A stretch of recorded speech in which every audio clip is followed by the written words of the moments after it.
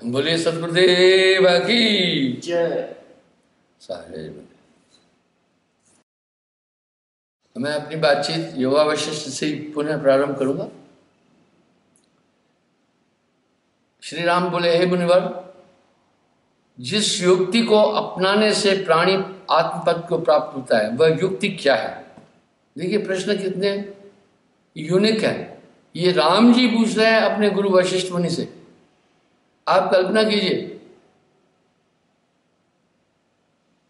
और किस उपाय से अपनाई जा सकती है। हे मुनिश्रेष्ठ वशिष्ठ, मुनिश्रेष्ठ वशिष्ठ बोले, हे राम, चित्त को एकाग्र कर मनन और सत्संग करने से ही इस अनर्थकारी जगत की निवृत्ति होकर आत्मपद प्राप्त हो सकता है। देखा, चित्त, इसी से तो आपको पता चलता है मेरी माँ है, मेरा भाई है, मेरा, इसकी स्मरण होती है। जब आप स्मरण करते हैं तो ये सभी वहां पर स्टॉप हो जाते हैं। तभी साहब वाणी में एक शब्द कह रहे हैं, जब तब संयम साधना सब स्मरण के मान। इंसान को भूख क्यों लगती है? भूख लगना एनर्जी का ह्रास है। हमारी एनर्जी क्या थोड़ी थोड़ी देर में खत्म होती है? बिल्कुल वैसे ही जैसे गाड़ी में पेट्रोल है, गाड़ी चल रही है, बार बार उसे चलाने के लिए हमें फ्यूल फिल करना पड़ता है। इसी प्रकार शरीर के संचालन के लिए हमें बार बार भोजन ग्रहण करना पड़ता है। हम सिर्फ भोजन ग्रहण करते हैं, बाकी जठर की प्रक्रियाएं वो रक्त का संचार स्वयं करती है, बनाती है। इस तरह सुमरण बाकी सब चीजें खुद कर लेगा।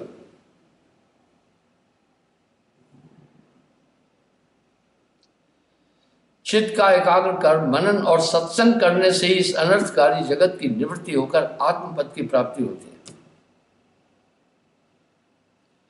आप विचार करें, ये चित्त मन में जगत है, इतनी बड़ी शिक्षा वशिष्ठ जी राम जी को दे रहे हैं। आप कंपेयर तो कीजिए।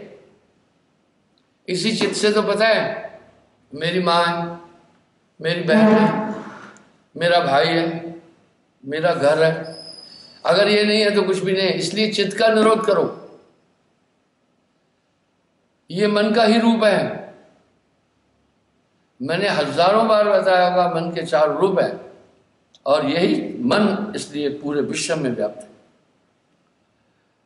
जब ये संकल्प करता है तो इसकी संज्ञा मन है। इसका मतलब जो इच्छा है, ये आत्मा इच्छा अनिच्छा से परे है। जब ये मन ही निश्चय करता है तो इसकी संज्ञा बुद्धि है। जब ये याद करता है, इसी मन को चित्त कहते हैं। जब ये क्रिया करता है तो इसकी संज्ञा अहंकार है। इसलिए चित्त और संकल्प मन, ये पूरा जगत उसी से तो है। आप जब स्मरण करते हैं, स्वाभाविक चित्त का निरोध हो जाता है, केवल आप स्मरण में ही हो जाते हैं। साहब कितना सटीक बोल रहे हैं। जब तब संयम साधना सब सुमरण के मां है। कबीर जाने संत जन, सुमरण समकचना है। सत्संग करने से ही अनर्थकारी जगत की निवृत्ति होकर आत्मपद की प्राप्ति हो सकती है। हे राम,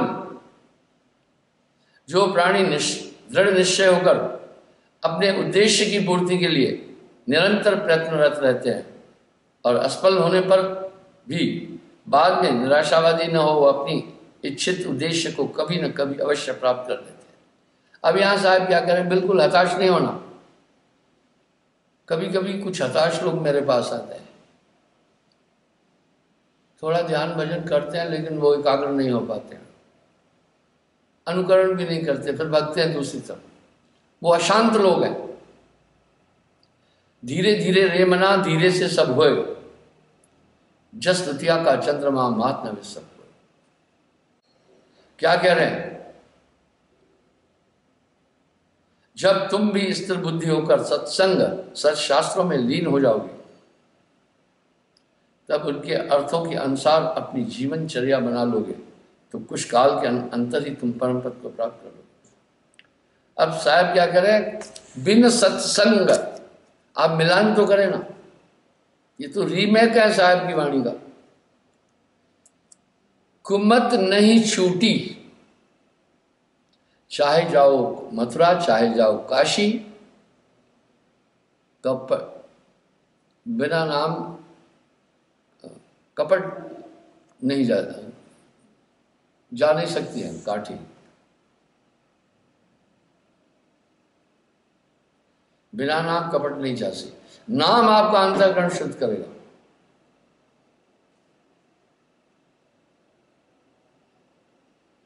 राम जी के प्रश्न बड़े यूनिक हैं। श्री राम ने पूछा, हे गुरुदेव कृपया बताइए कि वह सत्शास्त्र कौन सा है जिसके अर्थों पर मनन करने से आत्मज्ञान प्राप्त होता है। अब वो शास्त्र पूछ रहे हैं, आप सत्शास्त्र सुनना। तथा प्राणी समस्त भौतिक तापों से बचा रहता है। वशिष्ठ बोले, हे राम, समस्त शास्त्रों में श्रेष्ठ परम ज्ञान युक्त वाणी, वाह, वो शास्त्र है।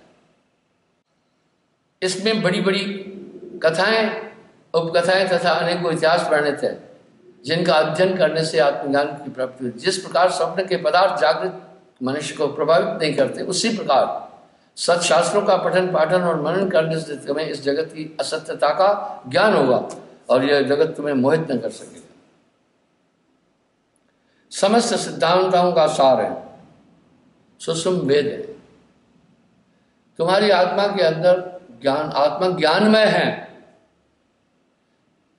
आप कहेंगे आत्मा में अज्ञान कहां से आया? आत्मा में कोई अज्ञान नहीं दे सकता है। आत्मा में न कुछ प्रविष्ट किया जा सकता है न कुछ। आपकी आंखों में रोशनी है, लेकिन सामने काला पर्दा होगा तो आपकी आंखें नहीं देगी। बस ये मोह और मन की के कारण आप इस जगत में भ्रमित हो रहे हैं। अंधकार की एक वृत्ति है। अंधकार से पहले अज्ञान उत्पन्न होता है।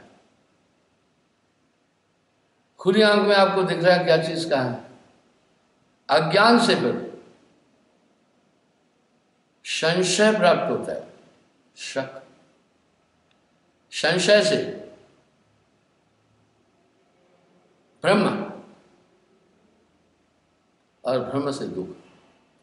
एक प्रकाश कर दो, चारों खत्म हो जाएंगे। अब यहां साहब कितनी बार टाप कह रहे हैं, क्या हुआ वेदों के पढ़ने से न पाया भेद को, आत्मा जाने बिना कोई ज्ञानी कहलाता नहीं।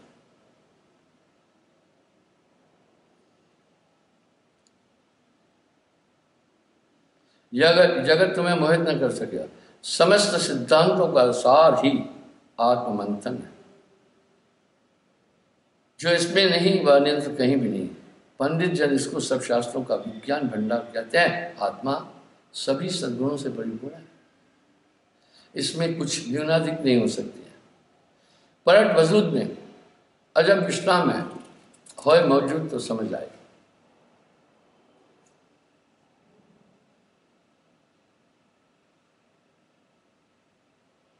हे रघुनंदन, आत्मा में ही रमण करने वाला स्थिर बुद्धि ज्ञाननिष्ठ है। वह जीवन मृत्यु होता है, तब कुछ काल अनंतर उसको विधेय पद की प्राप्ति होती है।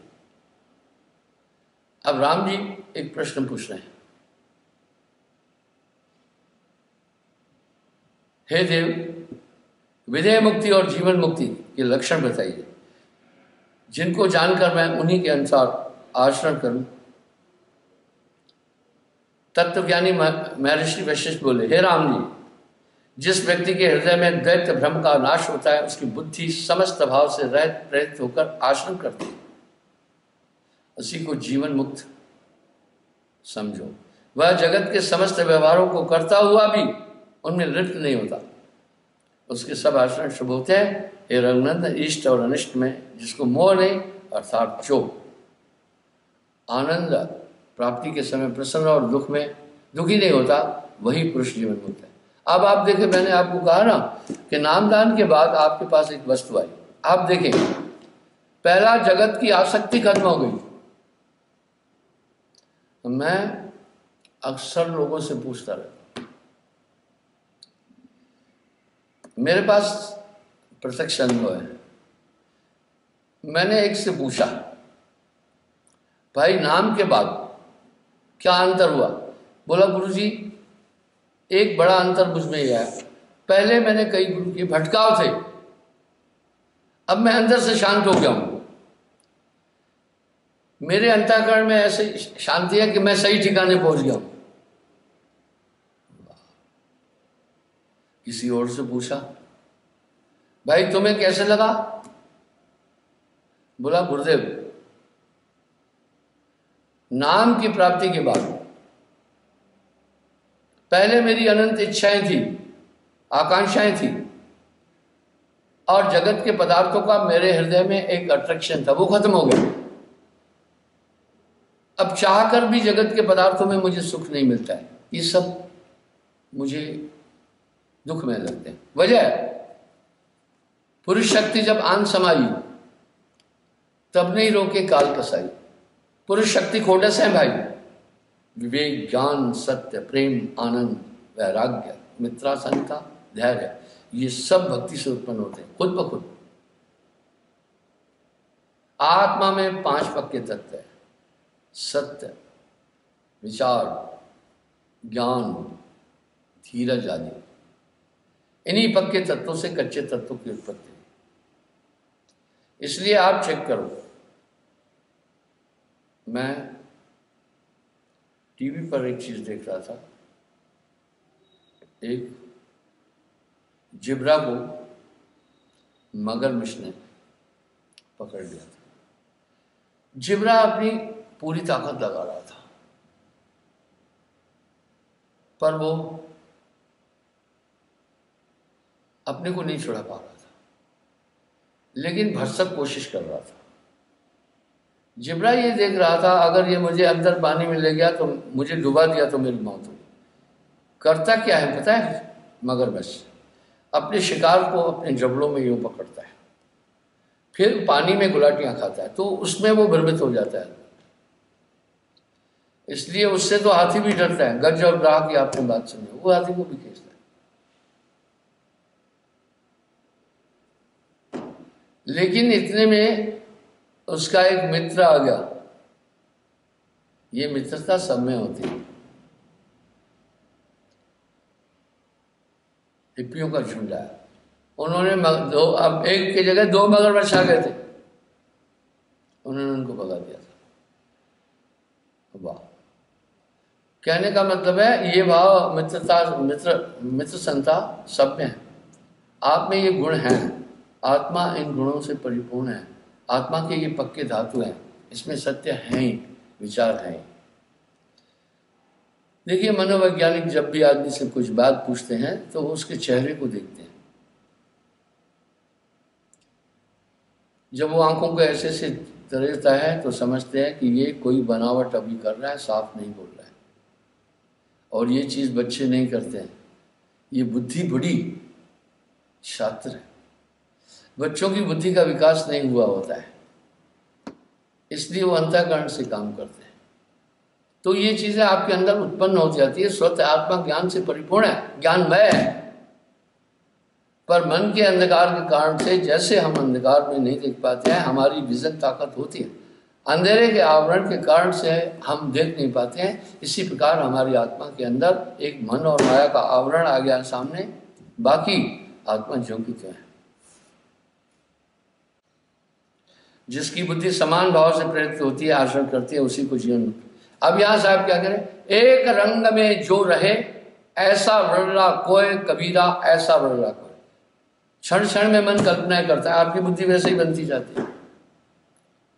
जब दुख की बात आ गई तो आप दुखी बन जाते हैं, जब वासना की बात आई आप वासनामय बन जाते हैं, जब प्रसन्नता की बात आई आप प्रसन्न हो जाते हैं। एक रंग में जो रहे ऐसा वर्णा कोय। एक रंग में रहने का मतलब है स्थिर है वो, ना उसकी बुद्धि चंचल है, ना उसका चित्त चंचल है, ना उसका अहंकार क्रिया कर रहा है। ये सब सुमरण से हो जाएगा। जब तक संयम साधना सब सुमरण के मां, कबीर जाने संत जन सुमरण सब बसना है। वाह, सुमरण से सुख होते हैं, सुमरण से दुख जाए, कहे कबीर सुमरण किए साईं माया समाए। जिसकी बुद्धि समस्त भाव से प्रेरित होकर आचरण करती है उसी को जीवन मुक्त समझो। वह जगत के समस्त व्यवहारों को करता हुआ भी उनमें लिप्त नहीं होता, उसके सब आचरण शुभ होते हैं। हे रघुनंदन, इष्ट और अनिष्ट में जिसको मोह नहीं होता, अर्थात जो आनंद प्राप्ति के समय प्रसन्न और दुख में दुखी नहीं होता, वही पुरुष जीवन मुक्त है। तो सबसे पहली बात, आपकी जहां आशा तय बासा हुई, आप चेक करो, आगे की आपकी कल्पना मिट गई है कि ये करूंगा, वो करूंगा, फलाना होगा, ये सब उपमपोह खत्म है। अब यहां साहब क्या कह रहे हैं? चाह मिटी, चिंता मिटी, मनवा बेपरवाह, वही शान शाह है जिसको ना ही चाह। हे राम, सांसारिक भोगों को भोगता हुआ भी जो निश्चल है, जिसका हृदय राग द्वेष से शून्य हो चुका है, उसी को जीवन मुक्त समझना चाहिए। अब यहां साहब कह रहे हैं, सो सदगुरु मोह भावे, जो भोग में योग दिखाए। लोग तरह तरह की बातें साहब की उठाकर कह रहे हैं। अब इसी को रजनीश जी कहते थे भोग से समाधि तक, ये तो साहब के फार्मूले है। और कोई फिल्म अगर मलयाली से रीमेक करके हिंदी बनाते हैं ना, तो जिसने वो मलयाली फिल्म देखी है उसको पता चल जाता है ये तो उसका रीमेक है। इसी तरह जब भी जितने मतांतर साहब की वाणी को अपने लहजे में बदलते हैं, मैं पकड़ता हूँ, वो लोगों अहंकार के कारण अपना लटकाते हैं और मटेरियल साहब का होता है।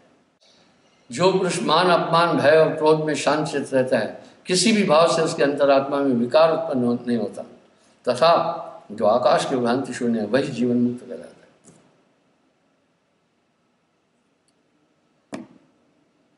चह बिखिया सगली तजी, जग से भयो उदास, कह नानक सुन रे बना ता घट ब्रह्म निवास। तब वो चेतन सत्ता उसको खुद ही अनुभव होगी। जल तो स्थिर है, सिर्फ लहरों के कारण उसमें उद्वेग उत्पन्न हो रहा है। जब लहरें वायु से हुई, वायु से तो जल स्थिर और शांत होता है। इस तरह आत्मा स्थिर शांत है, ये तो मन के प्रवेग के कारण से इसमें लहरें उठ रही है। पर वह पुरुष जीवन मुक्त है जिसके आचरण किसी दूसरे प्राणी को दुख नहीं पहुंचाते। कबरा इस संसार में दो बातें हैं साथ, सुख दिए सुख होता है, दुख दिए दुख है। एवं लोगों से जो दुखी नहीं होता तथा जो रोग राग द्वेष भय क्रोध से रहते हैं, उसी को जीवन मुक्त समझना चाहिए।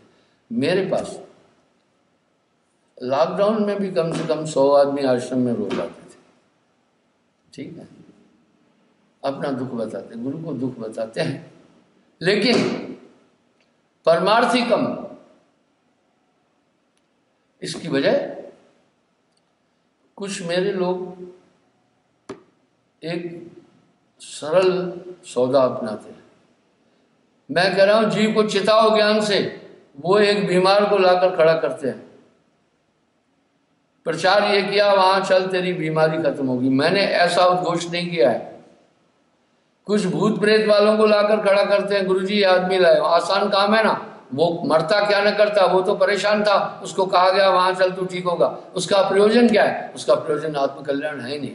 मैं तो तत्व अध्यात्मवादी हूं, पर मैं इतना कहता हूं कि सुमरण से सभी चीजें प्राप्त हो जाएगी, 4 पदार्थिक मन। पर आपका मनोरथ, आपका संकल्प, आपका निश्चय पक्का हो, आप सिर्फ भूत भगाने के लिए आए हैं तो आप गलत जगह आए हैं, ठीक है।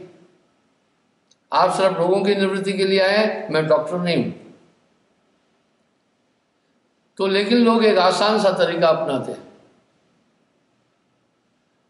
और उसमें एक उनका प्रयोजन होता है कि गुरुजी में काफी लोग लाए, लेकिन भैया 100 कपूतों से एक सपूत अच्छा होता है।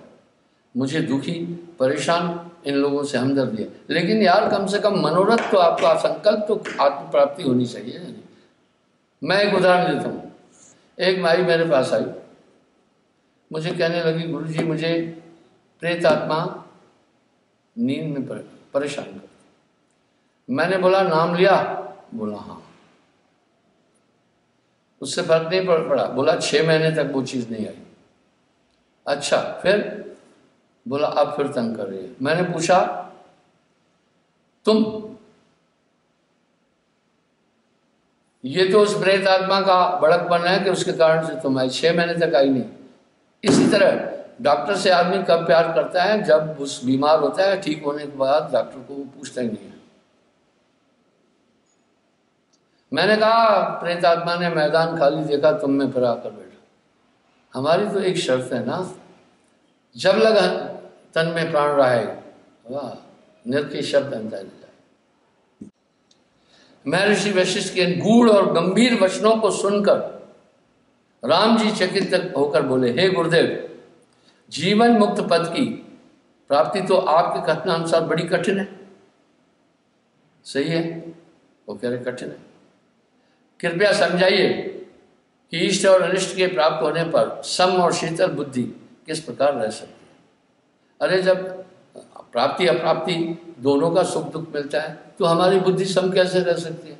जब हमारे साथ आदमी क्रूरता करता है, अशिष्टता करता है, स्वाभाविक हमें गुस्सा आता है। तो ये तो कठिन है। वशिष्ठ बोले, राम, ज्ञानी पुरुष में राग द्वेष का अत्यंत अभाव रहता है, इसलिए उसे सारा जगत आकाश रूप दिखाई पड़ता है। उसे इष्ट अनिष्ट प्रतीति नहीं होता। दूसरों को वह चेष्टा करता हुआ दिखाई देता है, किंतु अंतर से वह निचेष्ट रहता है। उसे जगत के कार्यकलाप आकर्षित ही नहीं कर सकते। हे रघुनंदन, जीवन मुक्त पुरुष देह त्याग करने के पश्चात ब्रह्मपद को प्राप्त होता है। जिस भांति पवन अपने स्पंदन को त्याग कर निस्पंद हो जाता है, उसी प्रकार जीवन मुक्त पुरुष देह का त्याग कर विधेय पद को प्राप्त होता है। तब वह सूर्य के रूप में प्रकाशित होता है, ब्रह्म रूप में सृष्टि रचना करता है, विष्णु रूप में उसका पालन पोषण करता है, और रुद्र रूप में सृष्टि का संकार, पृथ्वी रूप में समस्त भूतों को धारण करता है तथा औषध अनादि को उपजाता है। हे राघव, चल अचल जितना कुछ जगत में है सब आत्मनिष्ठ है। आत्मा निर्लेप होने के बाद भी सभी भोगों की अनुभूति कर रही है सब। यही है अज्ञान।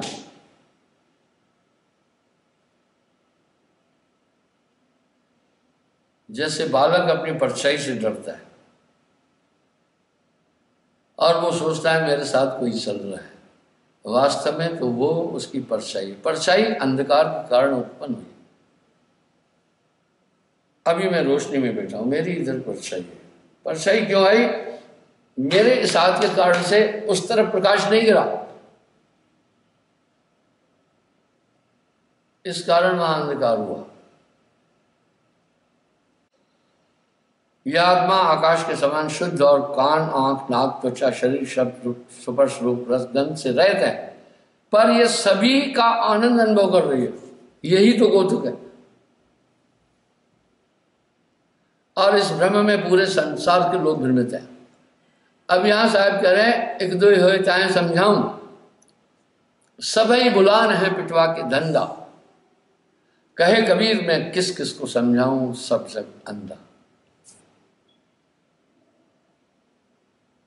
सब रसों का आप भोग करने वाली भी यही आत्मा है। हाँ, तभी तो पर अज्ञानवश ये भोग का आनंद इंद्रियां प्राप्त करती है, चित्त प्राप्त करता है, पर आत्मा ने अपने को शरीर माना। यहीं पर है पूरी ग्रंथि। आपको याद होगा मैंने सुमरण किस तरह से नींद, प्यास आदि का उदाहरण दिया था, वो इसमें आपको मिलेगा।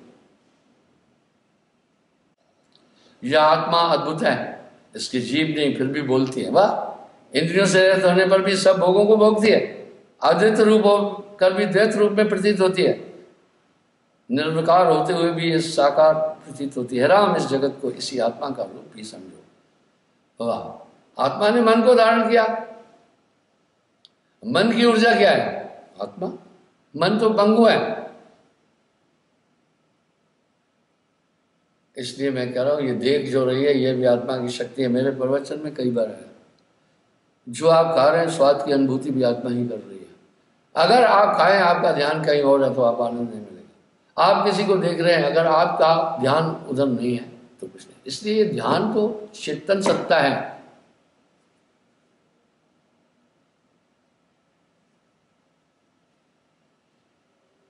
हे राम, ये जगत को इस आत्मा का रूप समझो। जब तक तुम इस पर मनन करोगे तो तुम्हारा जगत ब्रह्म अवश्य मिल जाएगा। वस्तुतः जगत कुछ नहीं है, सदैव अपने स्वरूप में आप स्थित रहे। हवा अब इसको साहब क्या बोल रहे हैं? पलट वजूद में अजब विश्राम है, होए मौजूद तो समझ आए। जब मन में विकार उत्पन्न होता है तभी संसार भासता है। वाह!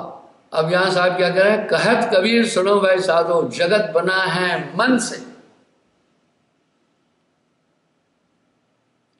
मन के शांत होने पर समस्त कल्पनाएं नाश को प्राप्त हो जाती है और आत्मसत्ता में विश्वास होता है। इसलिए ध्यान ही, वेद शास्त्र कहते हैं, ध्यान ही संतों का नाम। मैं आपको बताता हूं, हर जगह अणुओं का विकेंद्रीकरण होता है। आप कचरे के ढेर पर जाते हैं तो वहां आपको दुर्गंध मिलती है, क्योंकि वो अणु सूक्ष्म आपकी नासिका तक पहुंचते हैं। जब आप भद्र लोगों के साथ मिलते हैं तो आपको एक सुख मिलता है।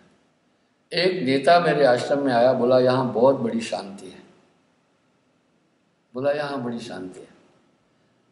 आप अनुभव करना, आश्रम के दायरे में आने के बाद आपको जगत की और कल्पना ही नहीं आएगी आपके पास में। वाह! बाउंड हो जाती है। कबरा संगत साधुकी, जो गंदी की बास, मोल तोल झोंपे नहीं तो भी बात सुबास। मैं आपको उदाहरण देता हूँ। लॉकडाउन में मैंने लोगों को कहा अब आप आश्रम में नहीं आए, तब भी कुछ कंटिन्यू आते थे। मैं समझता था इनको यहाँ शांति मिलती।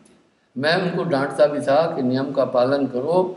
अब मस्जिदें खाली कराई जा रही हैं, गुरुद्वारे खाली कराए जा रहे हैं, बड़े बड़े धर्म स्थानों पर पाबंदी है, यहाँ ना हो। लेकिन वो आ जाते थे, सिर्फ बैठ जाते थे। इसी आत्मसत्ता से सारा जगत उत्पन्न हुआ है। राम जी बोले, हे महामुने, सृष्टि के अंत में जब महाप्रलय होता है तो जड़ चेतन सब प्रकार के संपूर्ण पदार्थों का नाश हो जाता है। उसके पश्चात जो शेष रहता है वह तो है ही नहीं।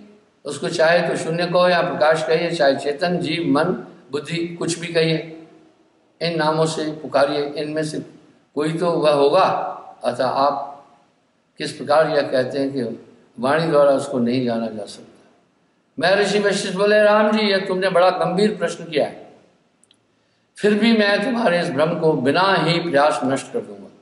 हे रघुवर, जब महाप्रलय होता है तब संपूर्ण दृश्यों का नाश हो जाता है और जो कुछ शेष बच जाता है वह शून्य नहीं, क्योंकि दृश्याभास सदैव रहता है। जैसे शिल्पकार पाषाण स्तंभ में पुतलियों की कल्पना करता है, उसमें से इतनी पुतलियां निकालेंगे, वैसे ही आत्मरूप स्तंभ में मन रूपी शिल्पकार जगत रूपी पुतलियों की कल्पना करता है। यदि आत्मा न हो तो जगत कहाँ से है? हे राम, जिस भांति पाषाण स्तंभ में पुतलियां उसी स्तंभ का ही रूप है, उसी भांति जगत आत्म रूप में है, ब्रह्म रूप में। इस संसार का सदैव और असद्भाव आत्मा में ही है, शून्य में नहीं। हे राम, जिस प्रकार जल में तरंग कहने मात्र का ही होती है, नहीं तो जल ही है, उसी प्रकार जगत भी केवल कहने के लिए, वस्तु तो है ही नहीं। वाह! वस्तु तो है ही नहीं, ये तो तुम्हारी कल्पना है। अब यहां साहब क्या कह रहे हैं? कहत कबीर सुनो भाई साधो, जगत बना है मन से। ये सब आत्मा का ही रूप है, सब में एक ही सत्ता व्याप्त है। शून्य और अशून्य कुछ भी नहीं है, क्योंकि शून्य और अशून्य इन दोनों शब्दों की कल्पना की गई है।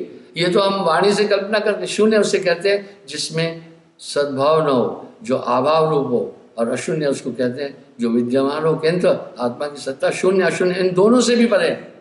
क्या बात है! इसलिए आत्मा का स्वरूप वर्णित नहीं हो सकता, अनिर्वचनीय नहीं है। परमात्मा का भी वैसा ही है, जो पहुंचा जाने का सोई, कहन सुनन से न्यारा है।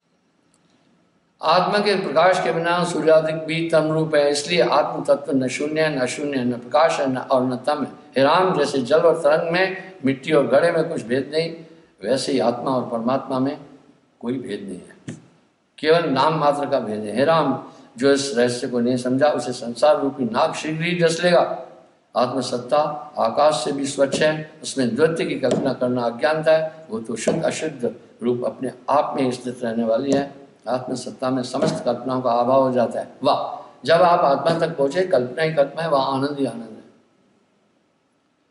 इसलिए आत्मा को आनंदमयी भी कहा। और जब आप स्मरण करते हैं, स्वाभाविक मन पर नियंत्रण हो जाएगा। अंधकार को मिटाने का एक ही तो साधन है, प्रकाश। ये दिगर बात है कि प्रकाश का सृजन आप कैसे कर रहे हैं। सूर्य से कर रहे हैं, अग्नि से कर रहे हैं, तारों का मंडल से कर रहे हैं, कृत्रिम साधनों से कर रहे हैं, लेकिन अंधकार की निवृत्ति का उपाय केवल प्रकाश है। इसी तरह आत्म तत्व के अंदर के अंधकार को मिटाने का एक ही उपाय है, स्मरण। यही तो बात गोस्वामी जी भी कह रहे हैं।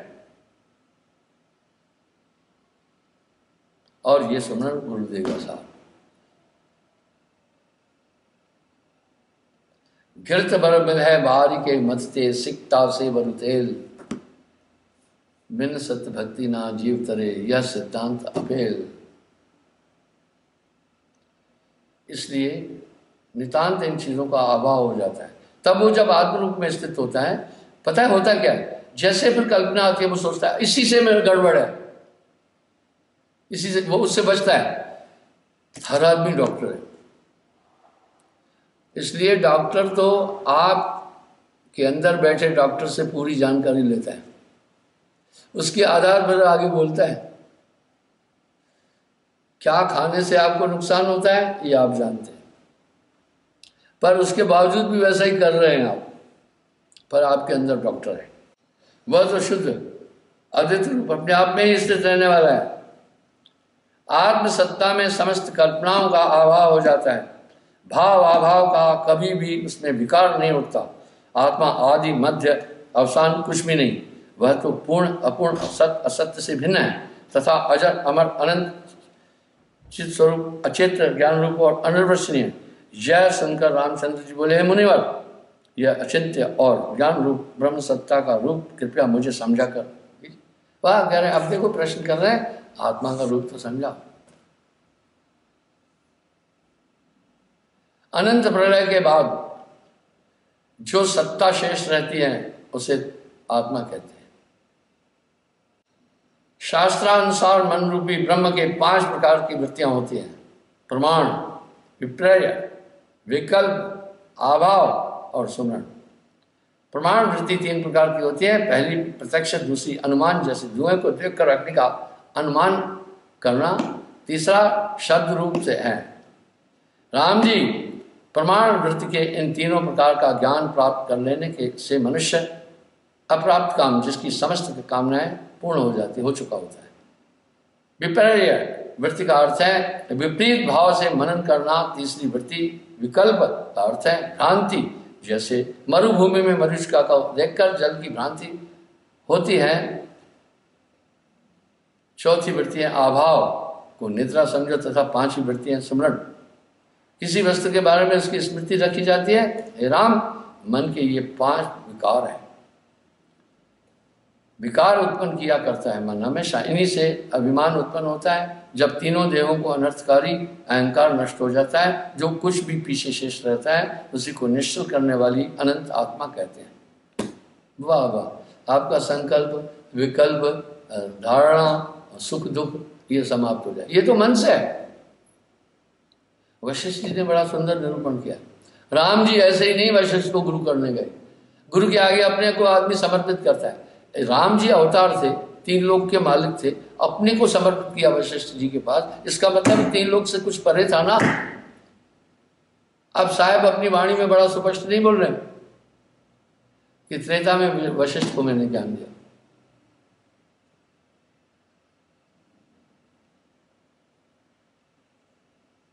हे राम, मन की ये 5 प्रकार की वृत्तियां हैं, इन्हीं से अभिमान उत्पन्न होता है। देखा, तो मैं ये बार बार कह रहा हूं, घूमकर लोग कहेंगे कि ये बार बार मनी के पीछे लगा है, मनी के पीछे लगा है। भूमिका ही तो वही है, आपका बैरी तो कोई है नहीं, आपको बांधने वाला मन है। मन ही स्वरूपी देव निरंजन तो है राख बरमाई, हे हंसा तू अमर लोक का बड़ा काल बसाई। हंसा तू तो सबल था, अटपट तेरी चाल, रंग कुरंग में रंग लिया आप क्यों फिरत बेहाल। आपके बंधन का कारक और कारण मनी है।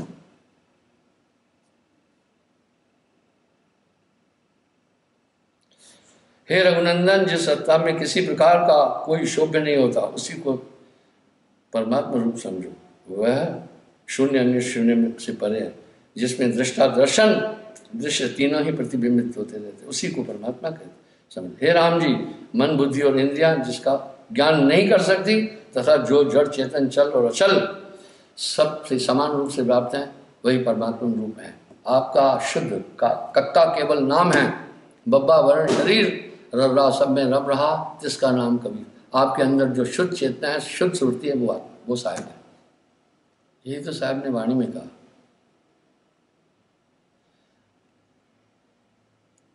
ब्रह्मा विष्णु और महेश का अभाव होने पर जो शेष बचता है, उसी को परम सत्ता समझ। देख लिया अब यहां क्या, ब्रह्मा सृष्टि करता, विष्णु पालन करता, शिव संहार करता।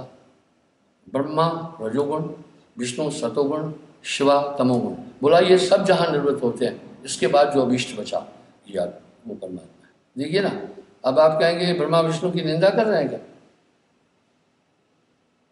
अज्ञानी लोगों को जब तत्व ज्ञान नहीं, सत्शास्त्रों का मनन नहीं किया तो निंदा करते हैं। ये वैशेषिक बोलते।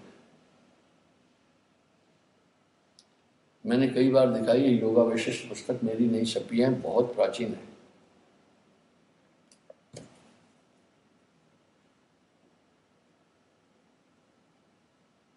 इसलिए साहब बड़ा प्यारी बात करें, मन की तरंग मार दे बस हो गया भजन, आदत बुरी सुधार ले तो हो गया भजन। आया है तू कहाँ से और जाना है कहाँ, इतना सा बस विचार ले तो हो गया भजन। अपना जीवन ऐसे कल्पनाओं में इच्छाओं में नहीं गुजारो। दिन भर देखते हो कितनी कल्पनाएं होती हैं, कितने संकल्प होते हैं, ये करूंगा वो करूंगा। आज सुबह से न जाने कितनी बातें याद की आपने।